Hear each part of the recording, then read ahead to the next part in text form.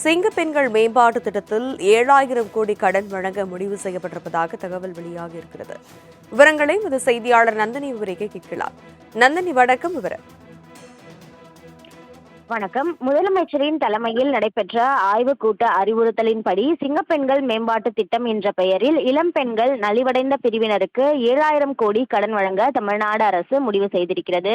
தமிழக budget August 5ஆம் தேதி தாக்கல் செய்யப்பட உள்ள நிலையில் துறை வாரியான ஆலோசனைக் கூட்டம் முதலமைச்சர் தலைமையில் தினசரி நடைபெற்று வருகிறது. இதில் கூட்டுறவுத்துறை தொடர்பான ஆய்வுக் கூட்டத்தில் ரேஷன் கடைகள் மேம்பாடு, வீடு தேடி ரேஷன் பொருட்கள் வழங்கும் திட்டம் உள்ளிட்ட பல்வேறு திட்டங்கள் தொடர்பாக ஆலோசனைகள் மேற்கொள்ளப்பட்டுள்ளது. இதனைத் தொடர்ந்து சுய உதவிக் குழுக்களுக்கு கடன் வழங்கும் திட்டத்தின் ஒரு பகுதியாக சிங்கப்பெண்கள் மேம்பாடு திட்டம் என்ற பெயரில் இளம் பெண்கள் நலிவடைந்த சமூகத்தினர் தொழில் தொடங்குவதற்காக தொழில் முனைவோர் கடன்களை வழங்க கூட்டுறவுத்துறை முடிவு செய்திருக்கிறது. இதற்காக இந்த ஆண்டில் சுய உதவி குழுக்களுக்கு 7,000 கோடி ரூபாய் கடன் வழங்க திட்டமிடப்பட்டிருக்கிறது.